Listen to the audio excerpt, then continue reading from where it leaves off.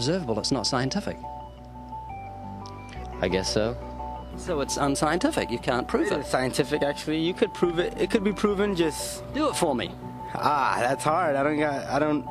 That's just too broad of a... It's unobservable, that's why you need millions of years. Yes, exactly. You're trusting the biology majors and the biology professors know what they're talking about, and they can't even give me evidence of a change of kinds. Well, then there isn't one. If they don't give it, then I wouldn't say there was. Yeah. I just go on what I've seen and what I've learned from class. So you believe? Yeah. You know what that's called? What? Blind faith. Blind faith. Faith is the great cop-out, the great excuse to evade the need to think and evaluate evidence. Richard Dawkins. Do you believe in intelligent design? Of course not. Do you think everything is intelligently designed? No, I don't believe that things are intelligently designed. Okay, you seem like an intelligent person, so I'm going to ask you something. I'd like you to make me a rose, okay?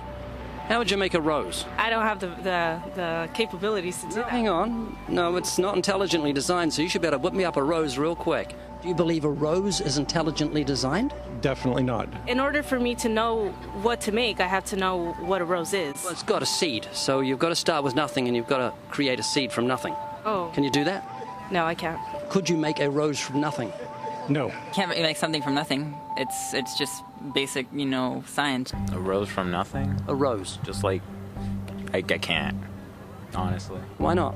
Me, I have no supernatural abilities. All the geniuses in the world can't make a grain of sand from nothing. We don't know where to start. I can't. Why not? I don't have millions, billions of years. That would be physically impossible. I mean, I would have to... That's not possible. So how could you say everything's not intelligently designed? Where does that leave you on the scale of intelligence if you say everything's not intelligently designed and you can't even make a rose? Why do you think there's no one teaching intelligent design at UCLA? Because they're not allowed to. We can teach anything we want.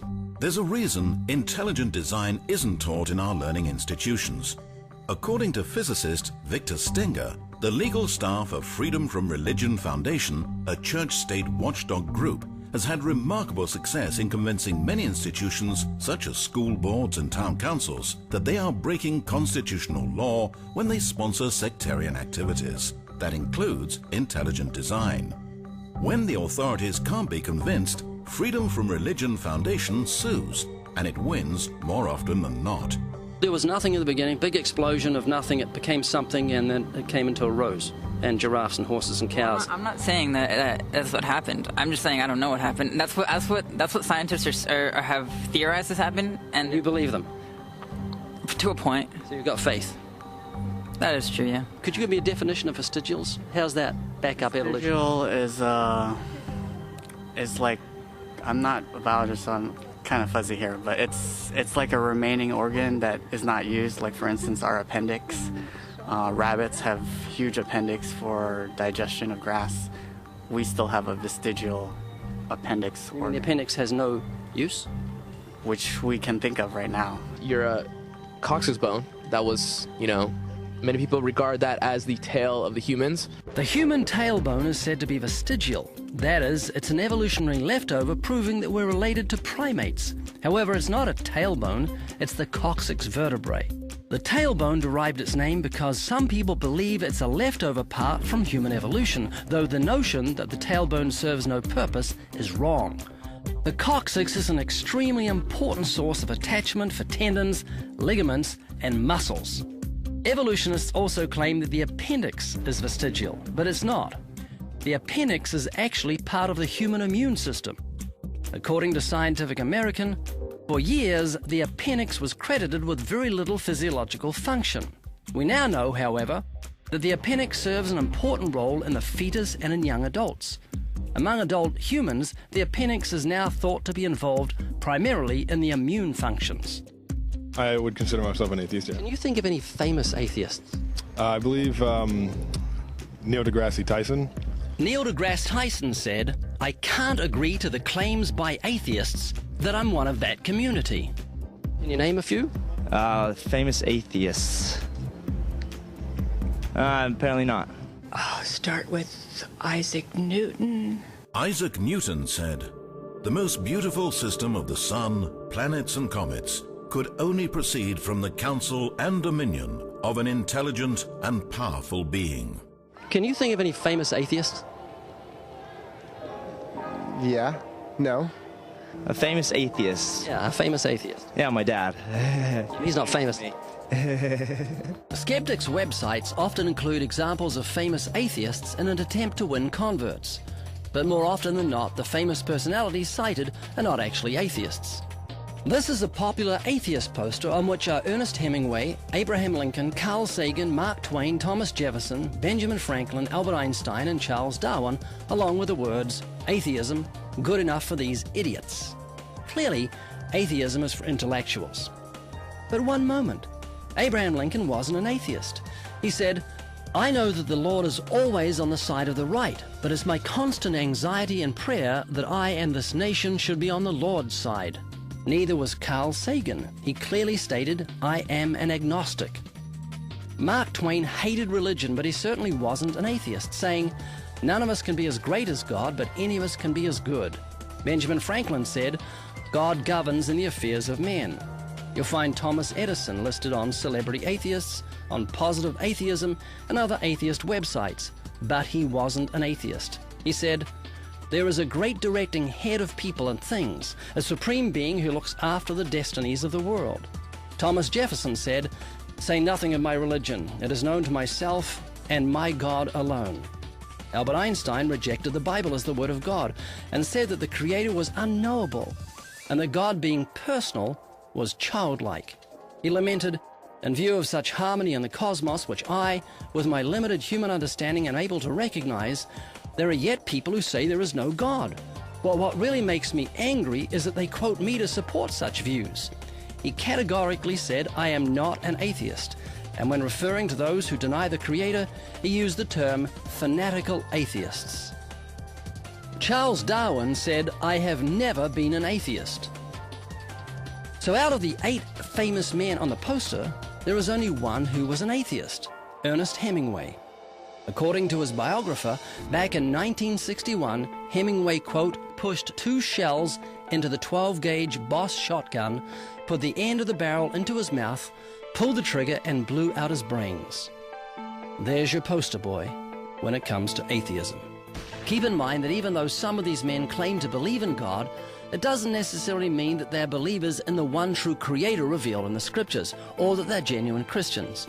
However, when atheists use theists or agnostics to promote their godless agenda, they're being dishonest. Then again, coming from those who claim that morality is relative to each person, convenient dishonesty should not be a surprise.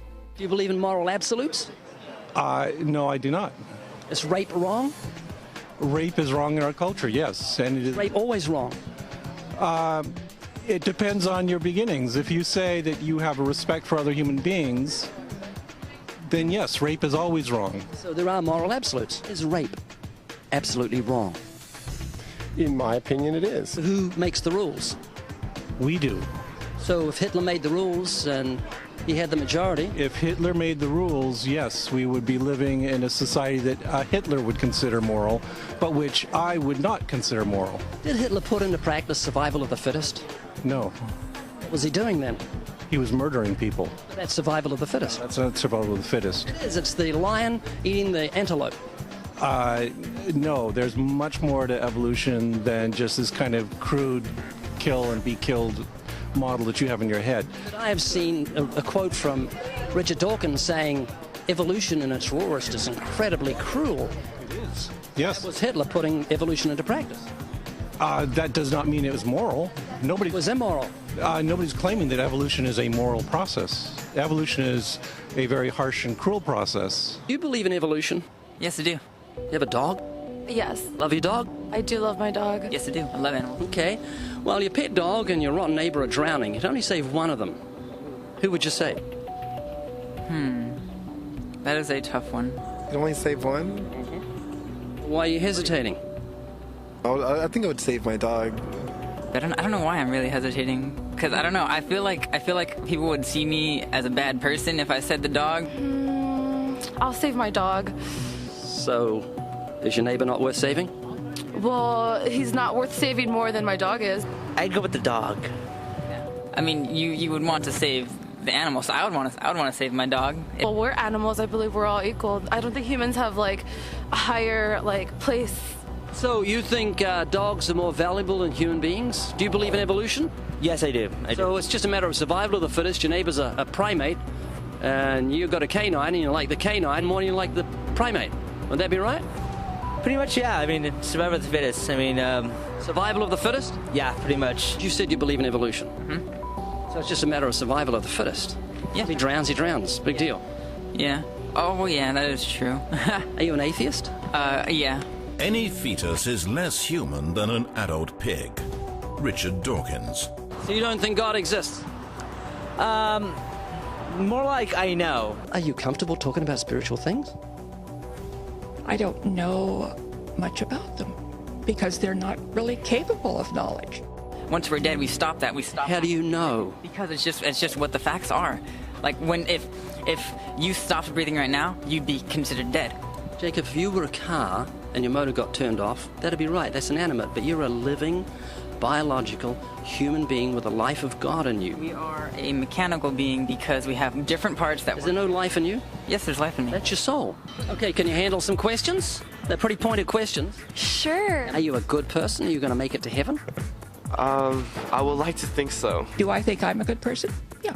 Are you a good person, morally? Yes, I am. Do you think you're a good person? Yes.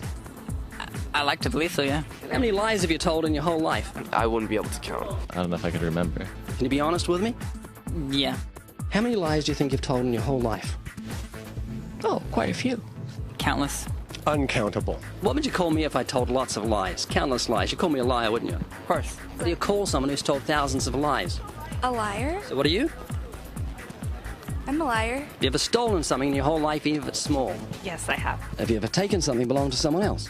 Of course. Sure. Yes, I have. That's called theft. So what are you? A liar and a thief. I'm a liar and a thief. Have you ever used God's name in vain?